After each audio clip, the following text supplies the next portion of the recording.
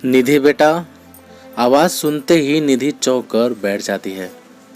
आज फोन के अलार्म के बजाय ये माँ की आवाज़ कैसे? फिर उसे याद आता है, ओ मैं तो घर पर ही हूँ, माँ पापा के पास। और फिर खो गई वो अपनी पिछली यादों में। एक मध्यम वर्गीय परिवार के घर 3 पीढ़ियों बाद बिटिया ने जन्म लिया था। पति पत्नी के खुशी का कोई ठिकाना नहीं था। उन्होंने सोच लिया, हम अपनी बिटिया को बहुत प्यार से पालेंगे, हर वो सुविधा देंगे जो लोग लड़कों को देते हैं, खूब पढ़ाई लिखाएंगे। ऐसे ही बहुत लाड प्यार में बड़ी होने लगी वो। बहुत लाड प्यार में वो थोड़ी जिद्दी भी हो गई थी। 12वीं पास करने के बाद उसने जिद पकड़ ली कि दिल्ली से ग्रेजुएशन करेगी। निधि पढ़ने में काफ़ी अच्छी थी। माता पिता भी तैयार हो गए कि भविष्य में अच्छा ही होगा कि निधि अपने पैरों पर खड़ी हो जाएगी। वो भी हो गया। जैसे जैसे समय बीतता गया, रिश्तेदारों और पड़ोसियों को ज़्यादा चिंता होने लगी कि शादी नहीं करोगे क्या बेटी की। लोगों की बातें सुन सुनकर नीता और विजय जी के दिमाग में आने लगा कि अब निधि की शादी कर देना चाहिए। आगे जो करना होगा, अच्छे घर जाएगी तो वहाँ से भी कर सकती है, क्योंकि वो सुंदर और जहीन भी थी। तो रिश्तेदारियों में कई लोग शादी के लिए जिक्र करते रहते। उन्होंने निधि को कहा, बेटा अब शादी कर ले, और शादी हम लोग तेरी वहीं करेंगे जहाँ तुम्हें रिश्ता पसंद आए और तुम्हें आगे पढ़ने भी दें। लेकिन निधि बिल्कुल नाराज हो गई कि आप लोग भी वही कर रहे हैं जो सब करते हैं। मुझे बिल्कुल भी अभी शादी नहीं करनी। शादी में पैसा खर्च करेंगे वो मुझे MBA करने के लिए दे दीजिए। मैं अपने पैरों पर खड़े हुए बिना शादी नहीं करूँगी। क्या करते उन्हें मानना ही पड़ा। MBA के लिए चयनित होने वाला टेस्ट निधि ने पास कर लिया और अच्छा कॉलेज भी मिल गया उसको। हालांकि पढ़ाई के लिए कुछ लोन भी लेना पड़ा विजय जी को, लेकिन कोई ज़्यादा मुश्किल नहीं था। MBA पूरा होने के साथ कैंपस सिलेक्शन से नौकरी भी मिल गई उसे, और उसने ज्वाइन भी कर लिया मुंबई में। अब माता पिता उसके लिए रिश्ता देखने लगे, लेकिन निधि को कोई पसंद ही ना आए, और वो भी थोड़ी महत्वाकांक्षी हो चली थी। सारा ध्यान करियर पर, जबकि कुछ तो गलत उसको सहन करना ही पड़ रहा था। ऑफिस में सहयोगियों की अंदर तक चुभती निगाहें, बॉस का बुलाकर बगल में खड़ा करना, किसी बहाने हाथ पकड़ लेना, कभी बातें करते करते कंधे पर जानबूझकर हाथ रख देना। लेकिन लड़कियों को तुरंत पता चल जाता है कि उन्हें कौन कैसे देख रहा है, या हाथ भी छुआ तो ये सब वो सहन कर रही थी। तो सोचती कि शादी हो जाए तो शायद नज़रें बदल जाए लोगों की। पर समस्या यही कि हर लड़के में सब कुछ अपने हिसाब से ही देखती और मना कर देती। ऐसे ही 2 साल निकल गए।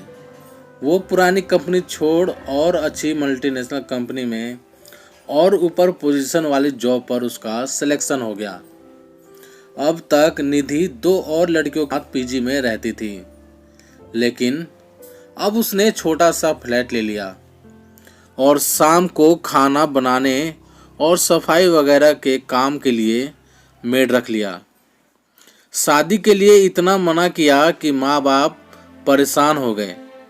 उन्होंने कहा, तुम ही कोई पसंद कर लो, हम कर देंगे तुम्हारी शादी। क्योंकि उन्हें तो अब दबी जुबान में लोग कहने लगे कि बेटी की शादी न करके उसकी कमाई खा रहे हैं, और वो शर्म से पानी पानी हो जाते हैं। लेकिन निधि बोलती, मेरे पास इतना समय नहीं है कि मैं लड़का देखूं। समय निकलता रहा। निधि अपने काम में व्यस्त, और लौट के आती तो खाना खा के धड़ाम से सो जाती। माँ से भी अब छुट्टी के दिन ही बात हो पाती। कभी थोड़ी बहुत तबीयत खराब हुई तो छुट्टी ले लिया, खाना वगैरह के लिए फ़ोन से ऑर्डर कर लिया। धीरे धीरे अब उसकी आदत हो गई अकेले अपनी मर्जी और बिना किसी बंधन के रहने की। उसने घर में भी कह दिया कि मुझे शादी नहीं करनी, मैं बंधन में रहना नहीं चाहती। 35 साल से ज़्यादा की हो चुकी थी, वैसे ही लड़के नहीं मिल रहे थे। ऊपर से निधि ने भी अब मना कर दिया। विजय जी और नीता जी बहुत दुखी हो गए। निधि इतनी व्यस्त हो गई कि बड़ी मुश्किल से बात होती उससे। उसका वेतन भी अब बहुत अच्छा हो गया था। अच्छा फ्लैट उसने किस्तों पर खरीद लिया था। माँ बाप को बोला भी कि आप लोग यहीं रहिए, लेकिन वो राजी नहीं हुए। एक तो नाराज, दूसरे अपनी जड़ें छोड़ना उन्हें नहीं मंजूर था। निधि 40 के करीब हो गई और इस बार बहुत ज़्यादा बीमार पड़ गई। बुखार में तपती हुई अब उसे समझ में आने लगा कि काश उसका एक परिवार होता, उसकी तकलीफ समझता, उसका ख्याल रखता जैसे माँ करती है। और अगर माँ के पास ही होती तो भी माँ के गोद में सिर रखकर कितनी तसल्ली मिलती। आखिर माँ बाप को दुखी करके शादी न करके क्या मिला मुझे? पैसा। इसके अलावा एक साथी भी तो नहीं मिला जिससे दुख सुख में वो बात भी करे। इस बात पर उसे बहुत तेज रोना आया और वो खूब रोई। माँ को फोन लगाया, बस इतना निकाला मुंह से, माँ आ जाओ। आगे के शब्द उसके रोने से रुद्ध हो गए। दूसरे दिन घबराकर दोनों भाग कर आए। निधि दोनों से लिपटकर खूब रोई।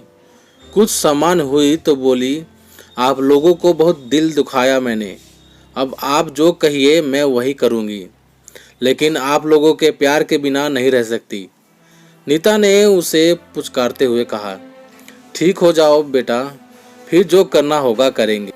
2-3 दिन में तबीयत हल्की हुई तो नीता 15 दिन की छुट्टी लेने को कहकर घर ले आई उसे, और एक छोटी बच्ची की तरह उसकी देखभाल कर रही थी। अब मुस्कुराते हुए निधि उठी और माँ के पास जाकर उनसे लिपट गई। आंखें नम हो गई उसकी।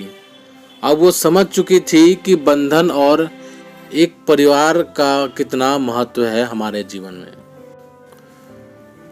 तो दोस्तों, आप सभी को ये कहानी कैसी लगी प्लीज़ कमेंट करके हमें ज़रूर बताना। यदि कहानी आप सभी को पसंद आई हो तो लाइक करना, शेयर करना, और हमारे चैनल पर नए हो तो प्लीज़ हमारे चैनल को सब्सक्राइब भी ज़रूर कर लेना। तो चलिए दोस्तों, मिलते हैं आप सभी से एक और नई कहानी के साथ। तब तक के लिए जय हिंद, वंदे मातरम।